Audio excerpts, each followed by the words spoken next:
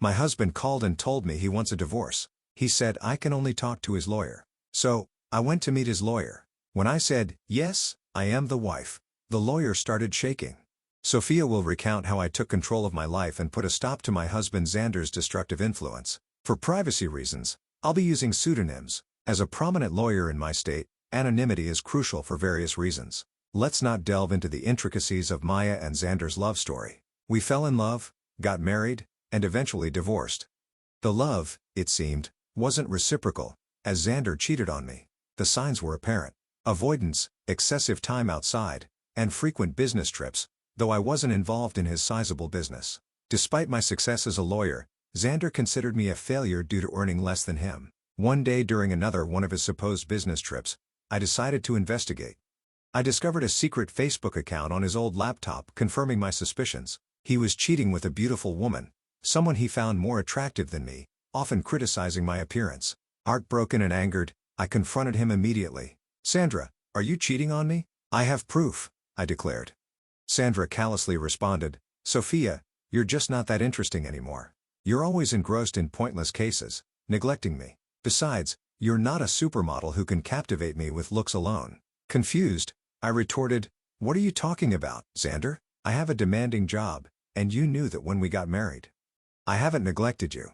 It's you who stopped coming home and refused to communicate." And that's how I discovered Xander's affair when I finally decided to confront him. I anticipated a degree of remorse from him, but the cold response I received caught me off guard. He shifted all the blame onto me, justifying his cheating, a claim that held no validity. Refusing to be falsely accused, I pointed out the flaws in his accusations. Instead of defending his position, he turned cold once more and nonchalantly revealed that he was relieved I had discovered his affair. In a chilling tone, Xander declared, "Good that you found out, Sophia. I no longer have to hide my beautiful girlfriend. She and I will have a perfect life together after I divorce your useless self. Finally, I will marry someone who's worthy of me and my name." His words hit me like a ton of bricks, sending a cold shiver down my spine. As he spoke of divorce, he not only insulted me but also asserted that I was not good enough for him. Accusing me of being a bad wife, he showed no remorse for his affair and even boasted about how a mistress would make a better spouse. Tears streamed down my face as he demeaned me, proclaiming his affair with pride. This was the man I had loved for over a decade, and his words left me shattered. Through my tears, I asked, "How could you say that, Xander? All these years, I've been beside you through thick and thin, honoring my vows and valuing you above all else." His callous response cut deep, dismissing my worth. "Well, Sophia, it doesn't matter anymore. You're just not right for me. I'm now a proud business owner, and a woman with average looks and a pretentious law degree won't do me any good." Feeling utterly demeaned, I protested. "How could you, Xander? I'm a capable woman, even if I don't fit your narrow definition of beauty. I've been a good wife to you, and now you're contemplating divorce." Correcting me, he stated coldly, "I'm not contemplating divorce, Sophia. I've already decided to divorce you. I'm done. I don't want to be with you anymore. I will file soon and have already hired a great lawyer. You better move out before I come home. I don't want to see your ugly face anymore." A few hours after Xander hung up on me, he sent the divorce papers through a friend who looked at me sympathetically. I numbly accepted the papers, shut the door, and cried miserably, letting the reality of my wasted years with a horrible man sink in. However, I decided I wouldn't let this break me. I was a strong woman who would take control of her life and teach Xander a lesson. When Xander's friend delivered the papers, he mentioned that Xander had talked about drawing out the divorce. Initially puzzled, it dawned on me we had a prenup. Xander had insisted that I was entitled to half of his business if he cheated, something I had overlooked in my emotional turmoil. It made sense why Xander wanted to prolong the divorce. He hoped I would give up my rightful share. Determined not to let go of what was rightfully mine, I immediately called his lawyer and set up an appointment. Within 2 days, I moved out of Xander's house and into my childhood home, which was in my name. I texted Sanders that I had already moved my belongings, asserting, "I took my ugly face and body out of your damn house. Good that you've come to your senses and not making a fuss." Xander responded, boasting about his lawyer's reputation, but I calmly warned him, "I won't give you my business, that's for sure. For now, you will stay away from me." Determined to uphold the prenup, I was ready to face whatever challenges lay ahead. "I don't want to talk to you. You can only speak to me through my lawyers now, and I expect you to empty my house." Sandra's words ignited a surge of boiling rage within me. It's astonishing how anger and hatred can fuel one's determination when faced with such utter contempt. My mind cleared, and I couldn't help but almost laugh at Xander's ignorance. He had no clue who he was up against. Doubtful that his lawyer, Jake, knew either, I arranged a meeting with him at a cafe. Upon seeing me, Jake began to visibly tremble, only calming down upon recognizing me. He seemed confident, but not enough. Jake was a decent lawyer, but he hadn't anticipated facing off against someone like me. Xander never considered me influential, so Jake was utterly unprepared for our encounter. Jake appeared nervous and his hands shook, but I refrained from further intimidation. He wasn't to blame for my predicament. "Hello, Jake. Nice to see you here," I greeted, noticing his surprise. "If you have any doubts, let me clear them for you." "Yes, I am the wife. Ma'am, I'm so sorry. I wasn't expecting you to show up."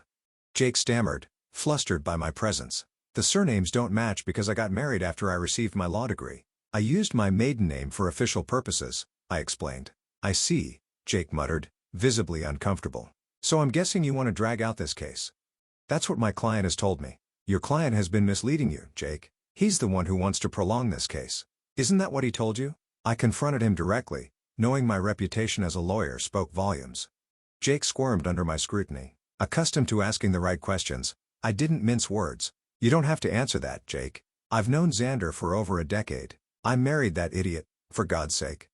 I know what goes through his thick head." Concerned for Jake's predicament, I decided to enlighten him. "Since I know you, and it's not fair on you, I'll tell you the truth about this divorce." "What do you mean, ma'am?" Jake inquired, clearly taken aback. "Did my dear husband mention to you that he cheated on me?" I asked pointedly, watching Jake's expression for confirmation. His reaction spoke volumes, confirming my suspicions. Once again, Jake was caught off guard by my revelation. "I won't lie to you guys.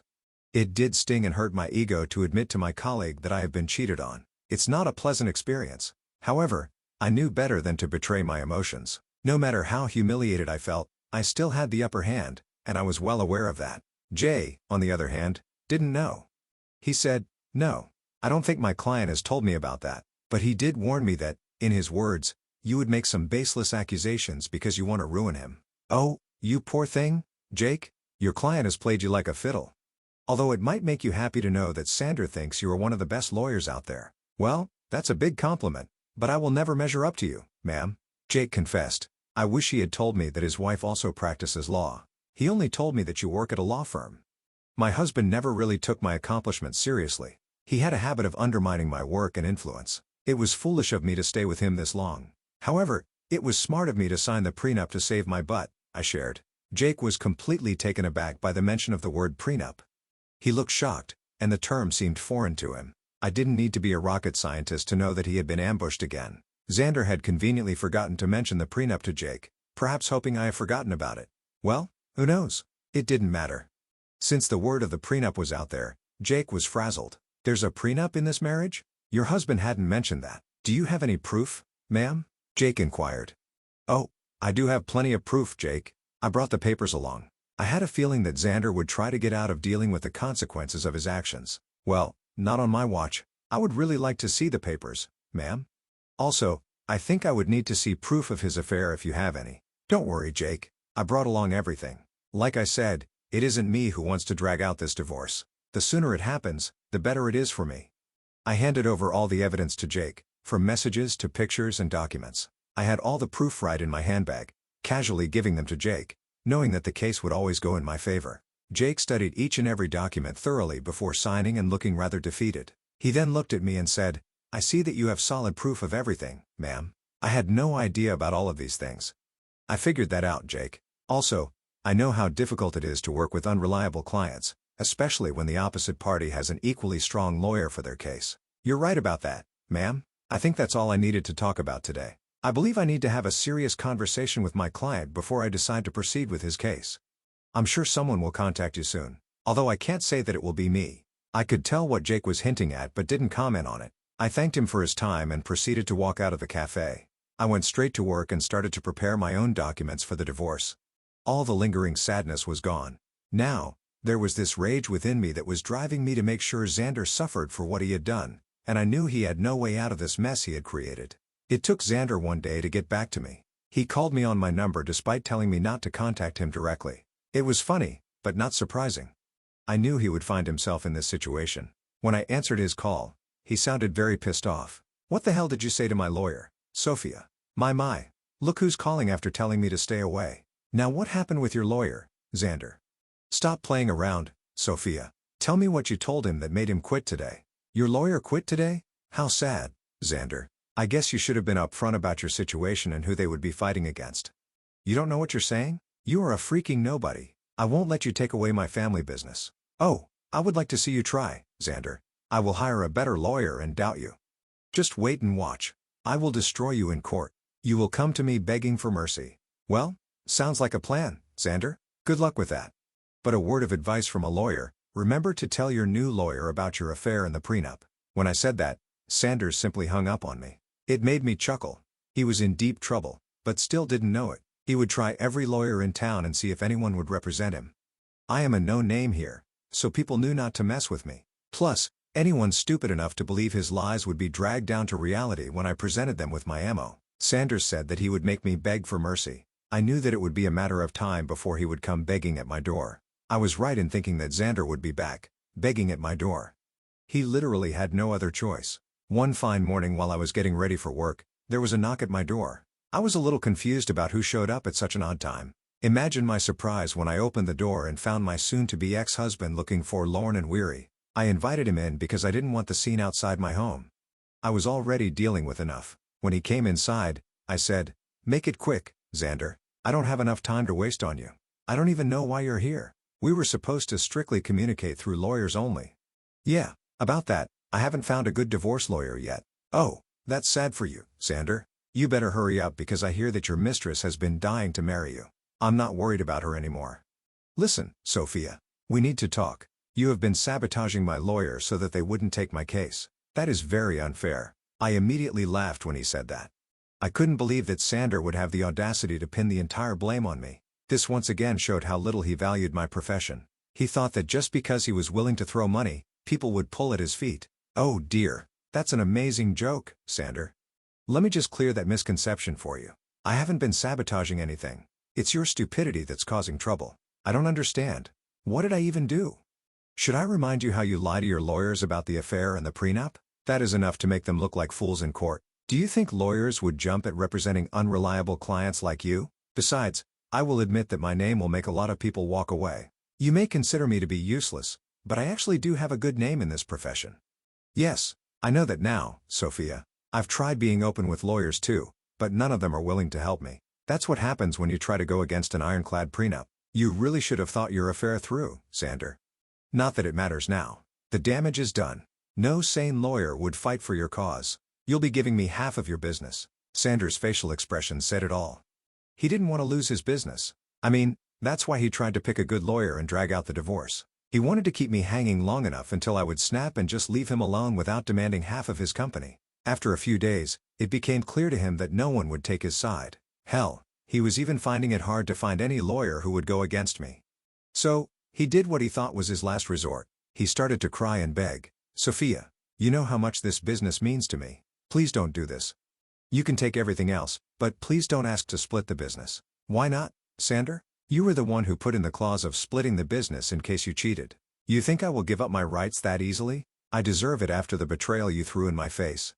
"It was all a mistake, Sophia. Believe me, I have actually put my relationship on hold because I know what a big mistake it was. Maybe, just maybe, we can give this marriage a try. I can say for sure that this hurdle will only make us stronger." Xander's words made me laugh out loud again. The audacity of this man was unmatched by anyone I knew. I really didn't know what to say. He was actually asking to get back together, as if I would be stupid enough to do that. I didn't know that he had put a pause on his relationship with his mistress. The rumors were out that the mistress was not happy, and neither was Xander. But if he thinks this will make me go back to him, he is dead wrong. I already made the mistake of marrying a piece of and learned my lesson the hard way. Plus, I knew why he was suddenly desperate to get me back. You must be delusional for suggesting something like that, Xander. I didn't come this far in life by being utterly stupid. I know that you want to get back to me because you don't want to split your business. Sophia, we were happy together. Let's just look past this one time and restart our marriage. I will cut off my mistress. I swear there's no reason to do that, Xander. Believe me, that woman is going to start running once she finds out that you won't be very rich after the divorce. As for me, this is my golden chance to get out of this sham of a marriage. I must thank you for showing your true colors before we had kids. Now, you will reap what you have sown. With that, I was pretty much done with my piece. I immediately stopped talking while Xander kept begging and pleading with me not to take his business. It was a rather pathetic scene, but it didn't move me at all. Instead, it made me think of the times I went to bed crying because this piece of expletive, I call my husband, decided to betray me. Seeing Xander in a vulnerable place only gave me satisfaction and completed my revenge. Now I simply needed a clean break to start fresh. Well, I definitely got more than what I had bargained for. Karma hit Xander hard and fast. He tried for weeks to change my mind and make me come back home. I turned a blind eye to everything simply because I wasn't interested in his drama. I was ready to move on. Since he had filed for divorce already, I hired someone from my firm to represent me. I'm not a divorce lawyer, so I couldn't do it myself. Besides, I wanted as minimum interaction with him as possible. After a month of trying to change my mind, he was forced to get a lawyer and ask for a clean break. He knew that if I took the case to court, he would only face humiliation and ultimately waste money on lawyers appointed by the court, so he receded and asked for a mutual split. The prenup made it super easy for me to get the divorce. Of course, I had plenty of proof to show everyone that Xander cheated. As per the prenup, he was supposed to give up half of his business to me. He wasn't happy, but there was no way out, so he signed over half of it to me. We did give him an offer to buy me out, but he had no money. Now, why would a big business owner like Xander have no money, you ask? Well, he had spent it all on his mistress, who is now not taking his calls or texts. I guess she figured out that he won't be rich anymore. But now, no one is willing to date her because they know what a gold digger she is. What goes around comes around, I guess. Well, the mistress was the least of Xander's troubles. With half of his business gone, his earnings were severely reduced. He had to sell his house because he didn't have much money to maintain it or even pay the mortgage properly. He's currently renting a condo that is a serious downgrade from the big mansion he stayed at. He did try to get back with me again in the hopes of regaining full control of his business. Well, safe to say that is never happening. He now either has to continue the way it is or manage to save enough money to buy me out. If you want to know about me, I'm actually doing pretty well. I have appointed someone to take care of my share of Xander's business, and so far, things have been amazing. I ended up upgrading my lifestyle by buying a new mansion due to my combined income from law practice and business. Things are going well, I'm living my best life, and I honestly couldn't be happier. All in all, the divorce played out well for me. Instead of getting played by my ex-husband and his mistress, I ended up ruining their lives and bettering mine.